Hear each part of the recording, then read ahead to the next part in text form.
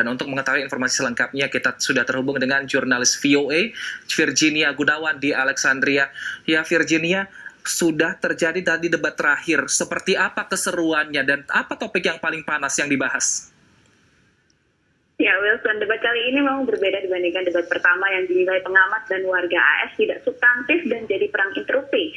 Belum bisa dipastikan apakah ini karena aturan baru, yaitu tadi mematikan mikrofon atau memute jadi penyebabnya, atau kedua kandidat kali ini lebih disiplin dalam berargumen.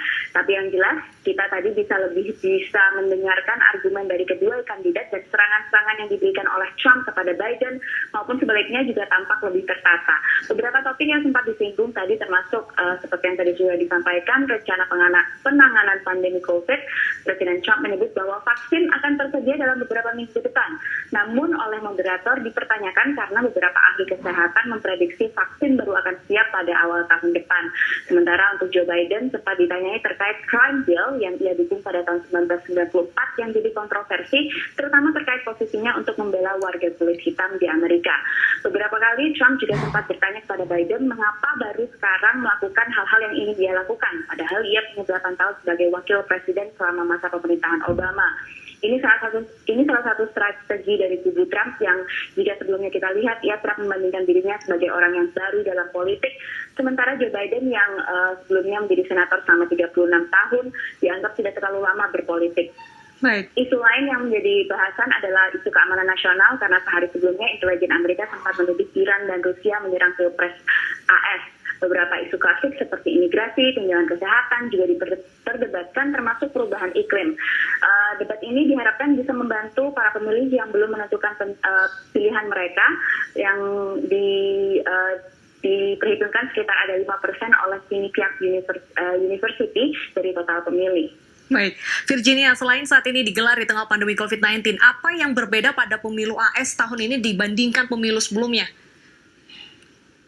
Ya, saat ini ada sebuah sistem atau metode di mana yang dikatakan adalah early voting. Nah, di early voting ini saat ini Election Project oleh University of Florida menunjukkan 48,5 juta pemilih Amerika Serikat sudah memberikan suaranya.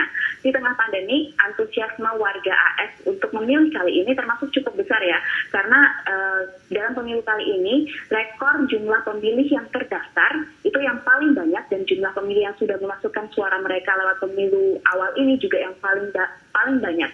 Jejak pendapat dari Change Research dan CNBC menyatakan 94 pemilih, terutama mereka yang berada di swing state atau negara bagian tertentu seperti Pennsylvania, Michigan, North Carolina, menyatakan sangat antusias untuk memilih kali ini.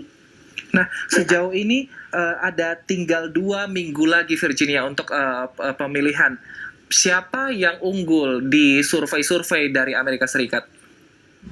Ya, sekalipun tadi saya sempat menyampaikan bahwa ada early voting ya, namun untuk hasil dari pemilu atau hasil dari voting itu belum akan diketahui sampai tanggal 3 November nanti.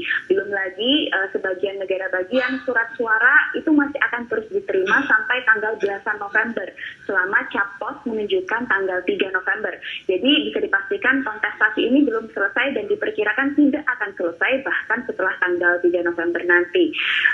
Kampanye dari kedua kubu pun masih terus berjalan. Cawapres dari kedua kubu juga masih turun. Kemarin mantan Presiden Obama juga memberikan dukungannya kepada Joe Biden di Philadelphia.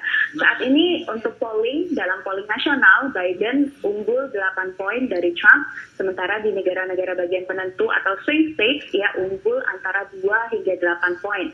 Tapi perlu kita ingat bahwa pemenang pemilihan umum di Amerika ditentukan bukan lewat suara populer, melainkan lewat sistem electoral college.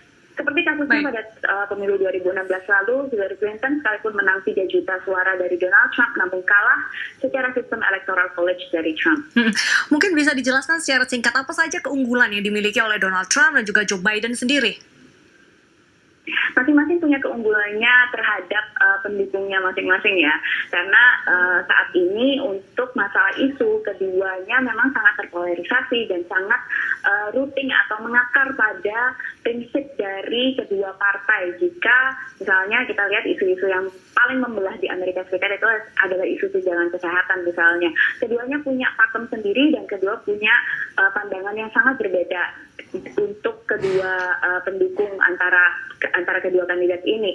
Jika bagi pendukung Donald Trump banyak yang menyebutkan bahwa ekonomi negara mereka membaik lalu diserang oleh COVID-19, baru setelah itu ekonomi Amerika saat ini berada pada posisi saat ini. Namun di sisi lain banyak pendukung Biden yang menunjukkan bahwa negara ini saat ini membutuhkan karakter seorang pemimpin yang paling dibutuhkan untuk menghadapi masalah-masalah yang ada di Amerika saat ini. Jadi kedua pendukung punya kualitas yang diajukan, yang ditawarkan oleh kedua kandidat ini memang sangat berbeda, sehingga ini attracting different mass ya, atau masa yang yang jadi pendukung mereka itu memang sangat berbeda. Baik, terima kasih Virginia Gunawan, jurnalis VOA telah bergabung bersama kami.